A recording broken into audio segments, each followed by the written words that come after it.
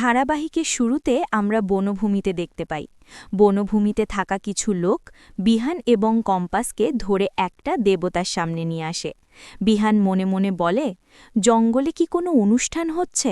এত গানবাজনার আওয়াজ কেন আসছে?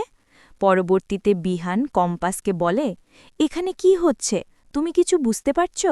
তখন কম্পাস বলে, এরা খুব ভালো মানুষ, দেখো সোনা কত মিষ্টি করে হাসছে। পরের দৃশ্যে আমরা বিহানদের বাড়িতে দেখতে পাই। বিহানকে খুঁজে না পেয়ে বাড়িতে সবাই খুব টেনশন করে এবং বিহানের মা বলেন, ওদিকে নাকি কম্পাসকে খুঁজে পাওয়া যাচ্ছে না।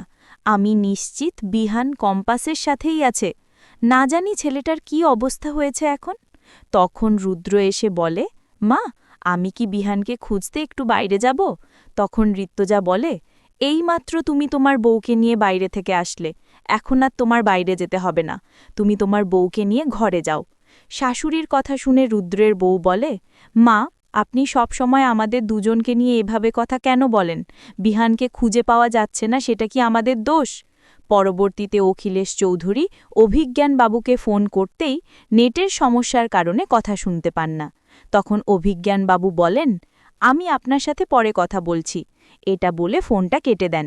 তখন অখিলেশ ঋত্বিজাকে বলে, কিছু না বলে ফোনটা কেটে দিল, বলল কিছুক্ষণ পর ফোন করে জানাবে। তখন ঋত্বিজা বলে, কিছুক্ষণ পর না, তুমি এখনই আবার ফোন করো। এরপর বনভূমিতে দেখতে পাই বিহান এবং কম্পাস দেবতার সামনে বসে মাতাল অবস্থায় ভুল বকতে থাকে। তখন জঙ্গলে থাকা লোকজন কম্পাস ও বিহানের বিয়ে দিয়ে দেয় এবং কম্পাস ও বিহান মাথা ঘুরে মাটিতে পড়ে যায়। এদিকে জঙ্গলে থাকা লোকজন সবাই অনেক গানবাজনা করে উৎসবে মেতে থাকে।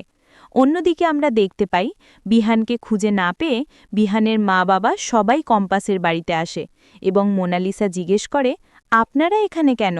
তখন বিহানের মা ঋত্বিজা বলেন, আমার ছেলে বিহানকে খুঁজে পাওয়া যাচ্ছে না, আর আমি জানি ও কম্পাসের সাথেই আছে। কম্পাস এখন কি বাড়িতে আছে? যদি বাড়িতে থাকে তাহলে একটু ডেকে পাঠান, আমি কম্পাসের সাথে কথা বলতে চাই। ঋত্বিজার কথা শুনে অভিজ্ঞানবাবু বলেন, কম্পাস দুপুরে বের হয়েছে, এখনও বাসায় ফেরেনি, আর এমনিও কম্পাস মাঝে মধ্যে একটু দেরিতে বাড়িতে আসে, তবে কিছুক্ষণের মধ্যে চলে আসবে। পিছন থেকে মোনালিসা বলে, বিহান তো কম্পাসকে অপছন্দ করে, তাহলে বিহানের নিখোঁজ হবার সাথে কম্পাস কিভাবে জড়িত থাকতে পারে? তাছাড়া কম্পাস তো ল্যাবে ছিল। ঠিক তখনই অভিজ্ঞানবাবু মোনালিসার হাত চেপে ধরেন। এদিকে আমরা দেখতে পাই বিহানকে খুঁজতে পুলিশ জঙ্গলের মধ্যে যায়। পরবর্তীতে আমরা বিহান ও কম্পাসকে দেখতে পাই।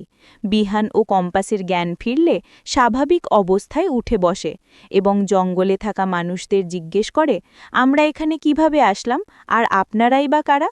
তখন জঙ্গলে থাকা ঠাকুরমশাই বলেন, তোমরা দেবতার কৃপায় এখানে এসেছো। তোমরা দুজন প্রেমিক প্রেমিকা অসহায় অবস্থায় পড়েছিলে, তাই আমরা এখানে এনেছি।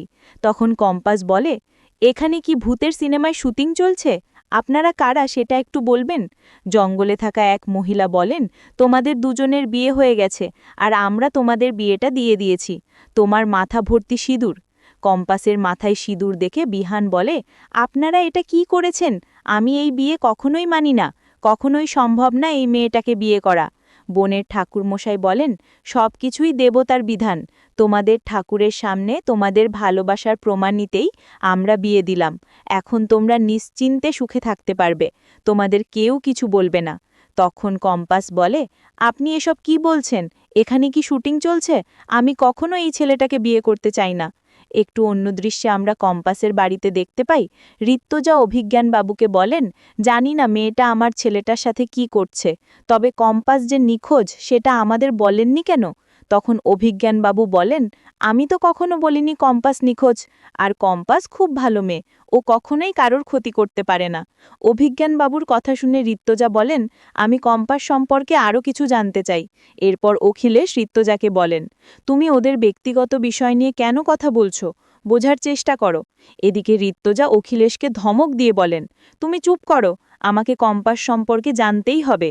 পরবর্তীতে অভিজ্ঞানবাবু বলেন, কম্পাস তার বাবা মায়ের সাথে গ্রামে থাকত, আর একদিন কম্পাস ও তার মাকে ডাইন অপবাদ দিয়ে পুড়িয়ে ফেলার চেষ্টা করা হয়, আর কম্পাসের বাবাকে এখনও খুঁজে পাওয়া যায়নি। তবে কম্পাস ও তার মা ওই বিপদ থেকে বাঁচার জন্য দৌড়ে পালিয়ে যায়। ঠিক তখনই আমি ওদের আমার বাড়িতে এনে আশ্রয় দিই। তাছাড়া কম্পাস অনেক ভালো মনের একটা মেয়ে, ও মোনালিসার কথা শোনে। শেষ দৃশ্যে আমরা জঙ্গলে দেখতে পাই, পুলিশকে দেখে বিহান বলে, আপনারা এসেছেন, অনেক ভালো করেছেন। আমি জানি না এনারা এখানে কি বলছে। কম্পাসকে দেখে পুলিশ বলে, আপনাকে তো সবাই খোঁজাখুঁজি করছে, তবে আপনার মাথায় সিঁদুর কেন? তখন জঙ্গলে থাকা ঠাকুরমশাই বলেন, আমরা ওনাদের বিয়ে দিয়ে দিয়েছি। বিয়ের কথা শুনে বিহানকে বলে, এটা যদি তোমার মা জানতে পারেন তাহলে অজ্ঞান হয়ে যাবেন। তখন বিহান বলে, আমি এই বিয়ে কখনোই মানি না, আর মানতেও চাই না।